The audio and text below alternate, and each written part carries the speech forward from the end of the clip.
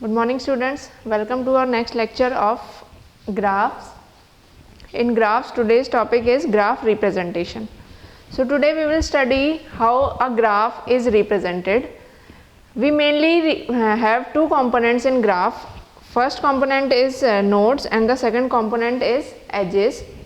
So how we can represent those nodes and edges in our memory, we will study that today. We have two ways of representing graphs. First one is sequential representation and the second one is linked representation.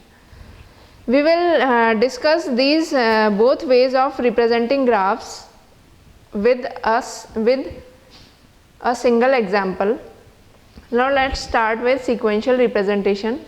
What is sequential representation? In sequential representation of graph, we represent our nodes and vertices in the form of a two-dimensional array or a matrix, and that matrix that is used for representing the graph in a sequential form, that matrix is known as adjacency matrix. So for representing graph in sequential representation, we will represent our nodes and vertices in the form of 0 and 1 in our matrix, and these 0 and 1 will determine the nodes connected by various edges. So this is the basic formula of representing graph in adjacency matrix, where Aij gives the adjacency matrix of the graph. Here A means adjacency matrix, small I represents the set of vertices in a row, and J represents the set of vertices in column format. Okay, so I and J are the set of vertices in row and column respectively. 1 will be used when there is an edge between Vi and Vj. So we will denote 1, we will write 1 in our adjacency matrix where there is an edge between Vi and Vj, and 0 if there is no edge between Vi and Vj. Vi and Vj are the vertices in rows and columns respectively. So this is an example of graph. We are given a complete graph here. Complete graph means a set of vertices and a set of directed edges. Directed edges determine the flow of data in a fixed direction. So this is our graph, and using this example we will represent this graph in sequential form and linked form. So by using this formula, let's start representing our graph in sequential form or adjacency matrix form. So we have here 5 vertices. 5 vertices we have, so our matrix will contain all these 5 vertices. First we will write the vertices according to the row. First vertex is A, B, C, D and E. So we have written here the vertices along the rows. Now we will write these vertices along the column.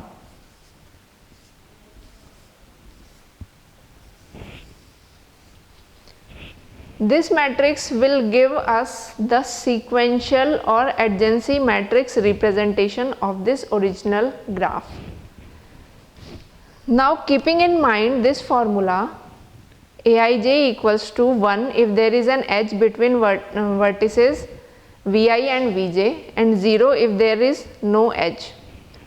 So we will see the vertices between the edges between the vertices. First vertex along the row is A and first vertex along the column is also A. So we will look here if there is a self loop on A. Since there is no self loop given on A, and A is not connected to A, so this will give value 0. Okay, now we will check for the vertex A along the row and vertex B along the column. From A to B, is there any edge? Now let's check in the graph, in the original graph, whether there is any vertex from, whether there is any edge from vertex A to B. We have this vertex A and this B. Since we are not having the vertex from A to B, we are having the edge from B to A. So this will also give us the value 0. Similarly, we will check for A along row and C along column. We will check whether there is an edge between vertex A and vertex C. Yes, we are having an edge from A to C. You should always keep this in mind when we are given a complete graph. Complete graph means any graph in which there are set of vertices and those set of vertices are connected with set of edges, and the edges are also given with their proper direction. So we will always move according to the direction of the edges. So for the value of A and C, we will check whether there is an edge from vertex A to vertex C. Yes, there exists an edge from vertex A to vertex C, and the direction is also from vertex A to C. So this will give us the value 1 in our matrix. Further, we will check vertex A and D. Is there any edge from vertex A to D? From A to D there is no edge, because the edge that is from D to A is in the direction from D to A. There is no edge from A to D. So this will also give us value 0. Similarly, now we will check for A to E. A to E is not directly connected, so this will give us value 0. Now we will check for vertex B in row and vertex A in column. We will check for the edge from B to A.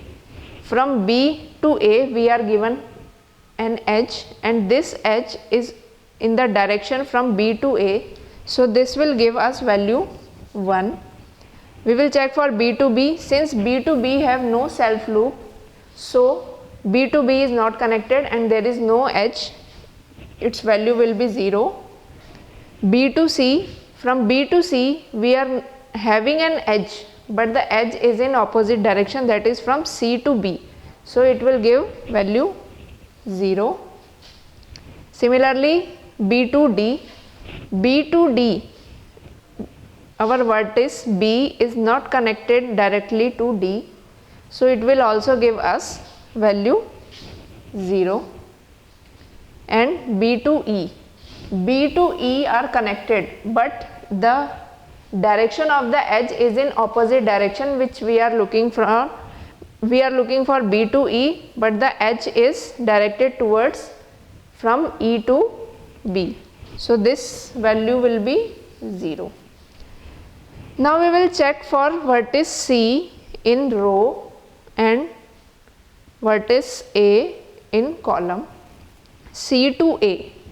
C to A, we are given an edge from C to A, but the direction that we want is opposite, so the value of edge from C to A will be 0, because the direction given is opposite. C to B. C to B, we are having an edge and the direction that we are looking is also given, so the value of C to B will be 1. C to C, there is no self loop, so its value will be 0. C to D, we are given here an edge from C to D and the direction is also from vertex C to vertex D, so its value will be 1. And C to E. C to E is also connected and the edge is also in the direction that we want from vertex C to vertex E. So its value will be 1.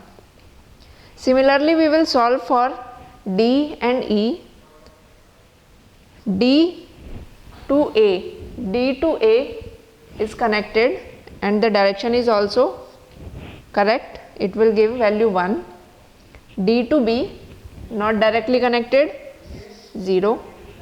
D to C not connected but not in proper direction, so it will give us value 0.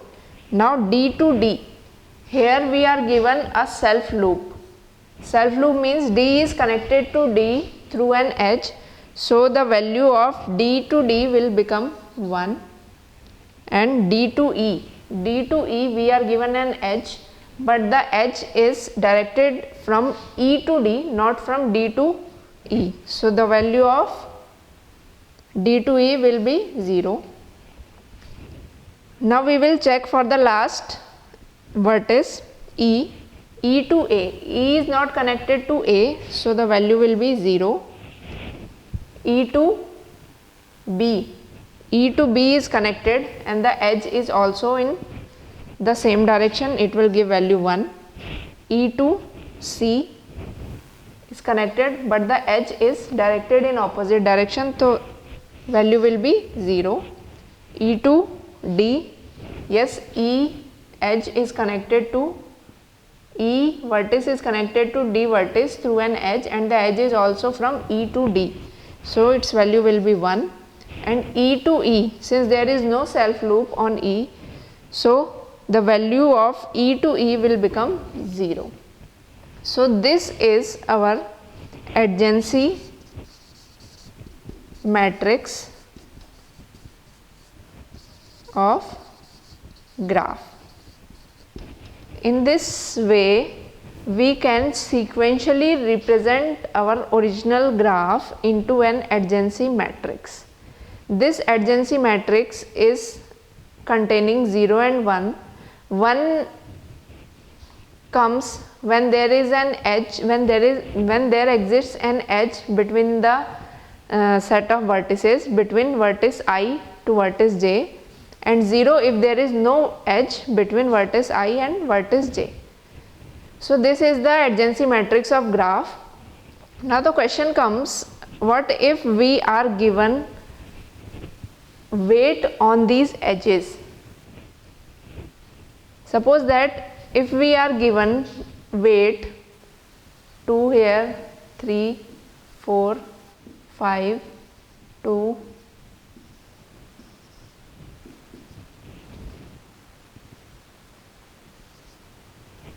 now suppose we are given weights above the edges, then how can we represent this adjacency matrix of graph? Then we will represent the adjacency matrix of graph according to the weights given. In place of 1, the weight will come in our adjacency matrix. So always keep in mind, whenever if there is no weight given along the edges, then we will write our adjacency matrix in 0 and 1 form, and if weights are given, then we will write the weights in places of 1 whenever we discover an edge from Vi to Vj. Okay, so this was our sequential representation. Now we will discuss about the linked representation of graph.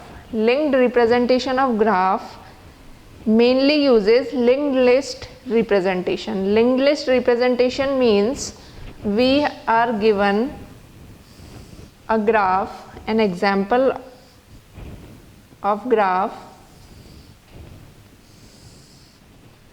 Suppose this is an example of our graph,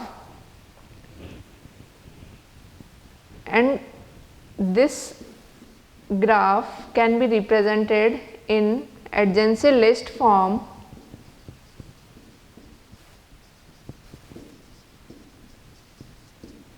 using the table. Now we will represent this graph in adjacency list. This graph will be represented in adjacency list through the table. In this table we are taking two columns. First column contains the node, the vertices that we have in our graph A, B, C, D and E, and the adjacency list. Adjacency list here contains those vertices which are connected to the node, those vertices which are connected to the node through the edges. So here we will see that vertex A is connected only to C according to the direction of the edge. Vertex A is connected only to C according to the edge, so we will write here C. Now we will see for the node B. B is connected to A. B is connected to A, that means the edge that is connecting B to A according to the direction of the edge. So B is connected to A only, so we will write here A. Now we will see for node C.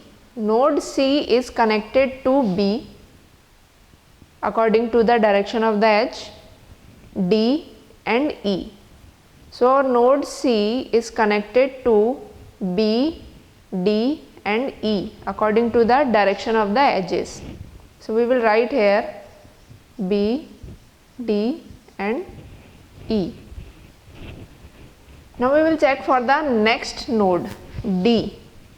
Node D is connected to A according to the direction of the edge and itself.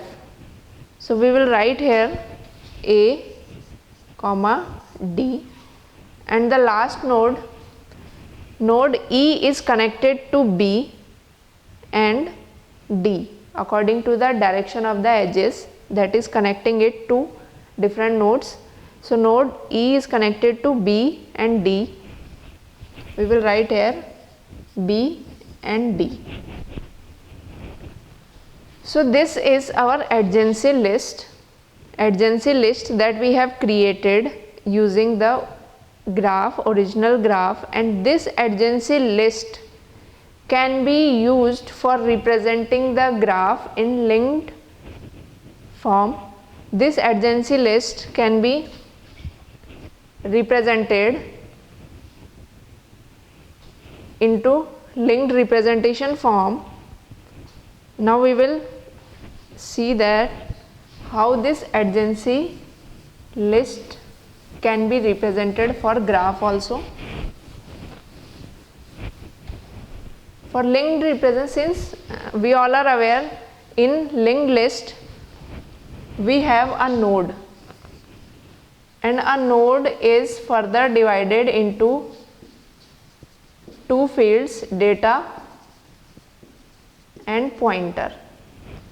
So for representing this adjacency list we will use linked representation form, and for linked representation form we will use the node that is used in linked list representation. Since node A is connected to only node C, so we will make a node right here C, and the pointer field of C will contain null value. Why null value? Because as we have already discussed, in linked list representation we have a node, and that node is divided into two fields. First field contains the data and the second field contains the pointer. So whenever there is an end of the linked list, that is no further nodes are available, then the pointer field always contains the null value. That's why we have taken here null in the pointer field of data C, since no further nodes are available. Similarly, we will represent node B. Node B is connected to node A only. So we will write here A, and pointer field will again contain null value. For node C, node C is connected to B, node B, D and E. So here we will have first node which will contain data as B, and its next pointer will point towards the next node which will contain data D, and the pointer field of D will point towards the next node which will contain data E, and the pointer field of node E will contain null since no further nodes are available. Now for node D, node D is connected to node A and D. So we will take here a node, its data field will contain A, node A, and its pointer field will point towards the next node, and the next node data contains D. Since no further nodes are available after D, so the pointer field of D will contain null value. And lastly we have node E left. Node E is connected to node B. Node B, its pointer field will point towards the next node in the linked list. After B there is node D. So after D there is no node available, so the pointer field of D will contain null value. So this is adjacency list representation of our graph. I hope you all have understood the graph representation that we have discussed today. First one was sequential representation, in which we represented our original graph in adjacency matrix form. Adjacency matrix form where we have this formula Aij. I represents the set of vertices in row form and J represents the set of vertices along the column. So this gives the value of I and this gives the value of J along the column. So value of Aij will be 1 if there exists an edge from I to J, and 0 if there is no edge between I to J. So this was our sequential representation in adjacency matrix or two-dimensional array form. After sequential representation we discussed about the linked representation of the graph. In linked representation we used adjacency list for representing our graph. First of all we created an adjacency list along the nodes, that is which the node